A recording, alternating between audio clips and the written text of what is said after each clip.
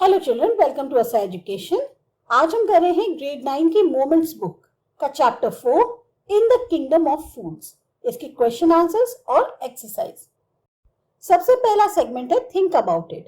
What are the two strange things that guru and his disciple find in the kingdom of fools. कौन सी ऐसी दो बहुत अजब सी चीजें थी, बहुत ही उनके लिए आश्चर्यजनक चीजें थी जो गुरु और जो उनका चेला था उसको किंगडम ऑफ फूल्स में भी दिखी। The two strange things that Guru and his disciple found in the kingdom of fools are कौन सी थी? Everyone sleeps during the day and does work and other regular course at night. दिन में जो है हर कोई सोता था और रात के टाइम पे जो भी उनके कामकाज होते हैं या जो भी काम करना होता है वो रात में करते थे। मतलब क्या था कि उनके यहाँ उलट था, सब लोग दिन में काम करते हैं, रात में सोते हैं। वहां रात में काम करते थे, दिन में सोते थे। Everything cost the same, one daddu, that is 1 rupee. Whether one buys a measure of rice or a bunch of bananas, it cost a daddu. हर चीज की जो कीमत थी वो सेम थी, यानी 1 डड्डू रखी थी उन्होंने, 1 रुपया।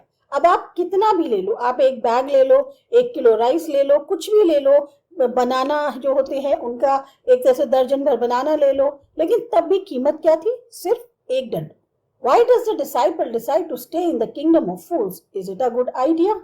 जो उनका चेला था गुरु का, उसने ये क्यों, चेला यानी कि जो फॉलोअर था, उसने ऐसा क्यों सोचा कि वो जो है इस किंगडम ऑफ फूल्स में रह जाए? और ये क्या उसके लिए एक सही तरीका था या उसने सही सोचा था? The disciple decided to stay in the kingdom of fools because everything was cheap in that kingdom. अब डिसाइपल को लगा कि इस किंगडम में रहने में ज्यादा फायदा है क्योंकि यहाँ हर चीज जो है वो बहुत सस्ती है। He wanted to have good cheap food, और उसको जो है सस्ता अच्छा खाना चाहिए था। No, it was not a good idea. पर अगर देखा जाए तो उसके लिए ये जो आइडिया था ये सही नहीं था। The Guru even warned the disciple that it was the kingdom of fools and it won't last very long. अब गुरु ने जो है चेले को एक तरह से समझाया भी था, उसको एक आगाह किया था कि ये जो है किंगडम ऑफ फूल्स है, यहाँ हर चीज बहुत लंबी नहीं चलती है। He said that one can't tell what the people of this kingdom will do next. और ये भी कोई नहीं कह सकता कि इस जगह के जो लोग हैं इस किंगडम के वो अगले पल क्या करेंगे। Name all the people who are tried in the king's court and give the reasons for their trial. अब आपको हर उस इंसान का नाम बताना है जिसको कि किंग के कोर्ट में बुलाया गया, उसके ऊपर ट्रायल चलाया जा रहा था और क्या उनके कारण थे उनके ऊपर ट्रायल यानी केस चलाने। The people who were tried in the king's court are, अब कौन कौन से थे? Merchant, the bricklayer, the dancing girl, the goldsmith and the merchant second time. इन सबको जो है किंग के कोर्ट में बुलाया गया था। The merchant was tried because the burglar died when the wall of the merchant's house fell on him. Merchant को इसलिए ट्रायल के लिए बुलाया गया क्योंकि जो चोरी करने के लिए बर्गलर आया था वो मर गया क्योंकि जो मर्चेंट के घर की दीवार थी वो उसके ऊपर गिर गई। The bricklayer was tried because he was the one who built the wall so weak that it fell upon and killed the burglar. अब जो ब्रिकलेयर था उसको इसलिए बुलाया गया कि उसने वो दीवार बनाई थी, उसने वो दीवार इतनी कमजोर बनाई कि वो जो है बर्गलर के ऊपर गिर गई और वो मर गया। The dancing girl was tried because she distracted the bricklayer by walking up and down on the road with jingling anklets while he was building up the wall. जो डांसिंग गर्ल थी उसको इसलिए ट्रायल के लिए बुलाया गया क्योंकि उन्होंने कहा कि जो ब्रिकलेयर था, जो वॉल बना रहा था, उसका ध्यान ये बहुत ज्यादा भटका रही थी, बार बार ऊपर नीचे रोड के आ जा रही थी और उससे जो उसके पैरों में जो एंकलेट्स बनी थी उससे आवाज हो रही थी। तो उससे जो ब्रिकलेयर था, वॉल जो बना रहा था, उसका माइंड डिस्ट्रैक्ट हो रहा था जब वो वॉल को कंस्ट्रक्ट कर रहा था। The goldsmith was tried because he did not complete the jewelry orders given by the dancing girl and that's why she had to go numerous times to check if the order was ready. Goldsmith को इसलिए बुलाया गया क्योंकि उसने जो है जो jewellery का ऑर्डर था वो जो उस डांसिंग गर्ल के द्वारा दिया गया था उसे टाइम पर कंप्लीट नहीं किया और इसकी वजह से उसको बार बार जो है उसके यहाँ पे चक्कर लगाने पड़ रहे थे कि उसका ऑर्डर पूरा हुआ है या नहीं। The merchant was tried again because the goldsmith could not work on the dancing girl's order as he was completely occupied with the jewelry order of the merchant's father. अब मर्चेंट जो है उसको फिर इसलिए बुलाया गया क्योंकि जो गोल्डस्मिथ था वो डांसिंग गर्ल के ऑर्डर को पूरा इसलिए नहीं कर पाया क्योंकि वो जो है ज्वेलरी का ऑर्डर पूरा कर रहा था जो कि उसके मर्चेंट के फादर ने दिया था। As merchant's father was dead, the merchant was the one to be punished. अब क्योंकि मर्चेंट के फादर की डेथ हो चुकी थी इसलिए मर्चेंट जो है अब उसको जो है उनकी जगह सजा मिलेगी। Who is the real culprit according to the king? Why does he escape punishment? जो रियल कल्प्रिट था वो कौन था किंग के अनुसार और वो पनिशमेंट से कैसे बचा? The real culprit according to the king was the merchant himself. जो merchant था वो खुद ही अपने आप में सबसे बड़ा culprit था. Although merchant's father was the one to be blamed, the person to be held punishable was the merchant, as the merchant's father was already dead and someone has to be punished for the crime.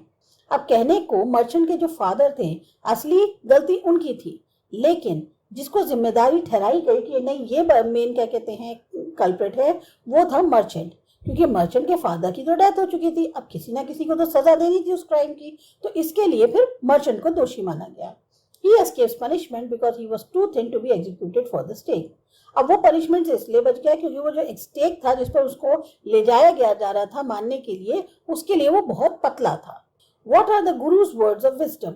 When does the disciple remember them? अब गुरु ने जो उसको समझदारी के words कहे थे वो कौन से थे, विजडम के जो ज्ञान के वर्ड्स कहे थे वो कौन से थे, और डिसाइपल जो था उसको उनकी कब याद आई.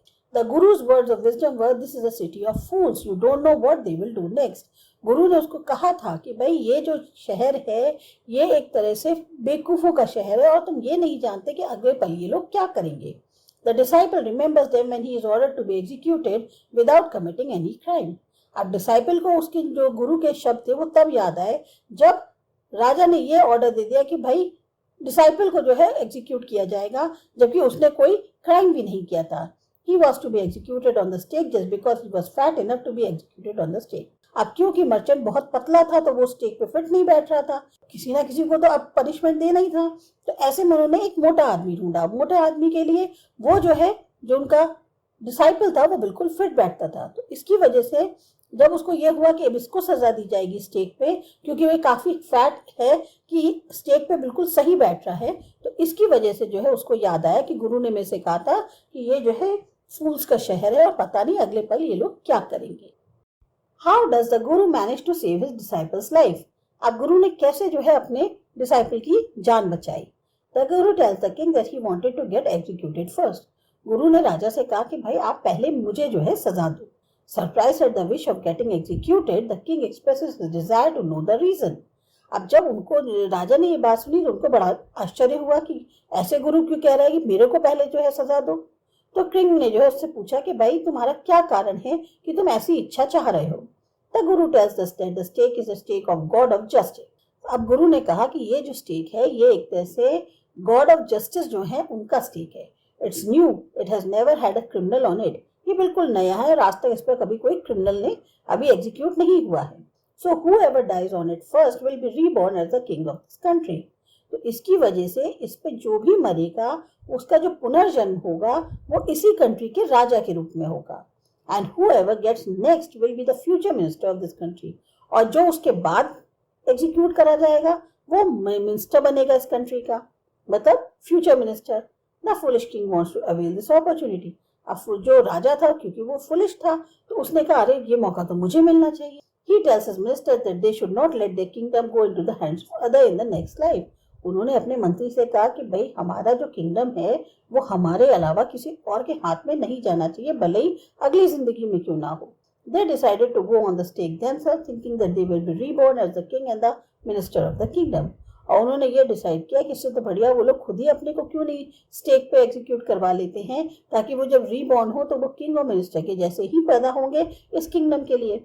They released the guru and the disciple. उन्होंने जो है गुरु और डिसाइपल को छोड़ दिया. That's how the guru managed to save his disciples' life. इस तरीके से गुरु ने अपने डिसाइपल की जान बचा ली. तो ये था आपके चैप्टर, इसकी क्वेश्चन आंसर्स. अच्छे लगे, समझ में आए, सब्सक्राइब करो हमारा चैनल आसा एजुकेशन. बाय.